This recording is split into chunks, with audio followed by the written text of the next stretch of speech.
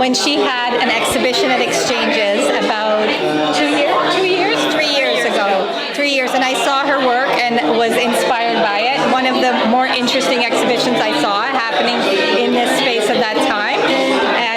And then afterwards, she ended up sharing a studio with me for about a month and lent me a book by Annette Messenger, who we share that artist in common. So that's how we met. And then over time, started to become more and more interested in each other's work.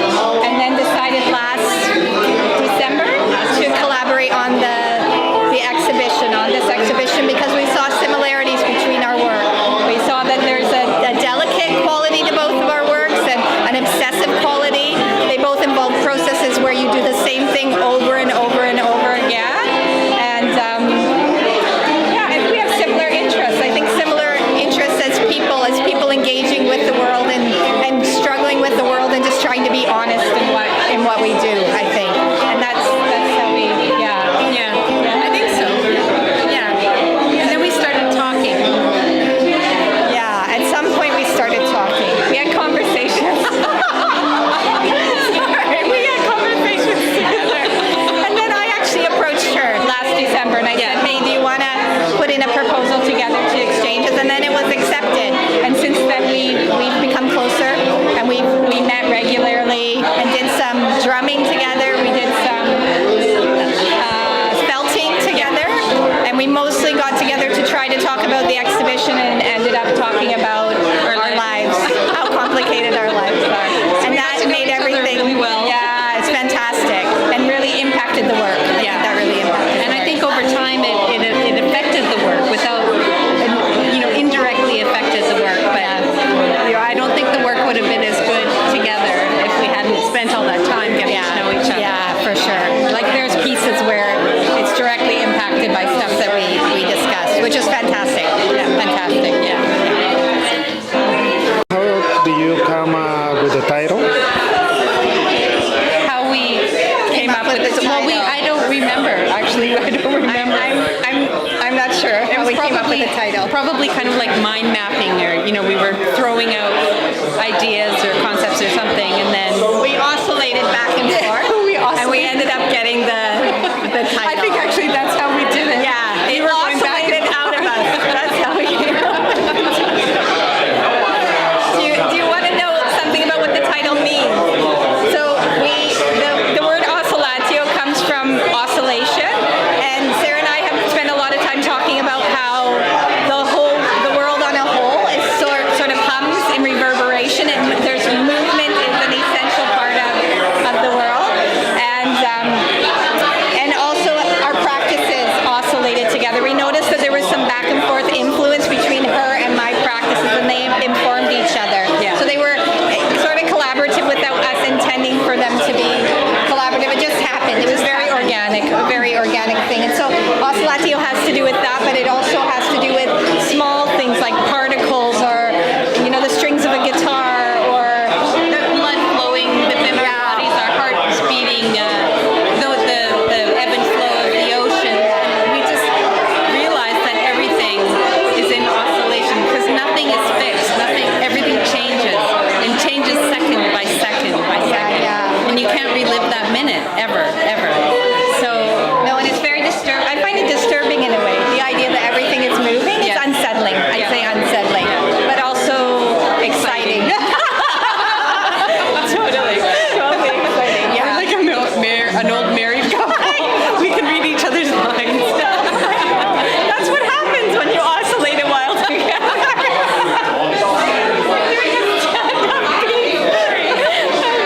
Yeah. And another thing that came up when we were working together is the idea of syncopation.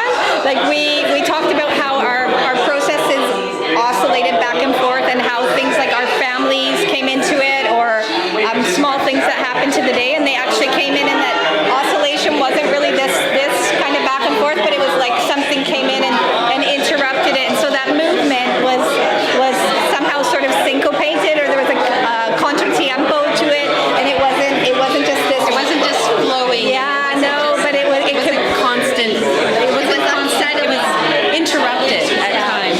But in the interruption is also the response to that interruption, and then going back.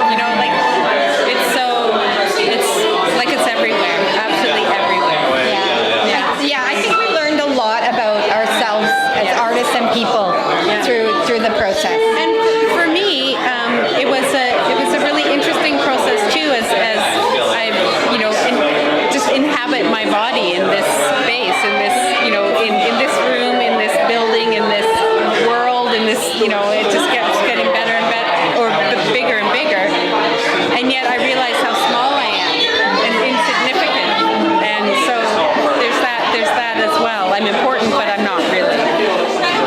You're important. Yes, you are. Really important. Each one of these is going to end like this. Every question is going to end like that. The piece that we are seeing behind you, Yeah, the title of this work is Fingertip Cartographies, and it has a subtitle that says, As We Name Them, the Planets Dance. And the work is really about, I think it's about a particle and a wave, and how everything in the world is both a particle and a wave. And this relates to the theme of oscillatio, or oscillation, how everything at one point is something which seems stable, and we name it, and we try to hold it in place by naming it or by saying we understand it, and then all of a sudden it slips out from under us, and the name no longer means what it is. There's so many species of a tree, or so many individual trees, that a tree doesn't really fit the name of a tree, right? Or male doesn't fit the name of male, or woman doesn't fit the name of woman. All these things that we do to label things. So it's about that, but it's also about the interrelations of those things, and how the names of things are disrupted by the interrelations, how relations come together, and we no longer can hold things into place, so that at one point something is a particle, and at the other point it's a wave. It moves, and it's also held in place, and how this is kind of the universe, a map, a cartography of the universe, or how we relate, or how we are in the world, I think. That's Sarah, can you tell us about the piece that is behind you here? Well, the material that I use for this piece is paper. I'm fascinated with paper, how delicate it is, and yet how strong it can be too. And I've been working with paper for a few years now, and I know how to work with it. Poor Connie was freaking out because I was kind of throwing it around. But I think I know how to use it, and there's something that is just so effervescent and so light and oscillating. So I take the paper and I drew an oscillating design on it, and then used an X-Acto knife to cut it out. And it was interesting because as I was doing each piece, when I did the drawing, I really used my body to get that feeling of blood flowing and movement and dance and sway, and then as I was cutting it, I tried to get the same thing into my shoulder and my arm. And then the way I hung them too, they feel full. They're full, but they're spacious. There's holes in them. They're not permanent. Like we are not permanent, and everything changes. So I can take this down and I can hang it somewhere else, and it would be completely different. And that's one of the things I love about working with paper like this. It's very malleable, and it's like a body. I don't usually title my paperwork like this, but I have a poem that I chose.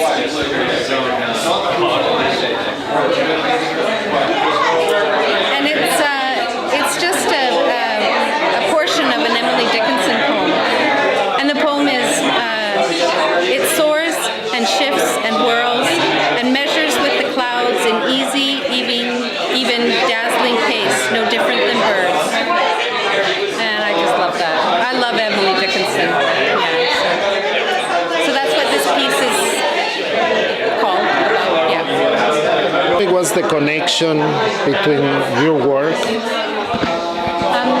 Sarah and I started working on the show in December 2013, and we got together to work because we'd noticed certain similarities in terms of our practice and the aesthetic of the work, and our interests also. I think our interest in artists and in other things as well, and we noticed that there with certain commonalities between it that I think when you look at the work in the show, those are evident. We both work in a way that I think is delicate. There's a delicate quality to our work, and our work has references, I think, to craft practices. So we're both interested in mediums that were kind of traditionally would have been left out of the canon of art in terms of her work with paper, and also we've both done work with felt, and then my work with fabric and felt and embroidery. Those, in terms of our interest in contemporary craft, but also, our work is so much about the engagement of the hand.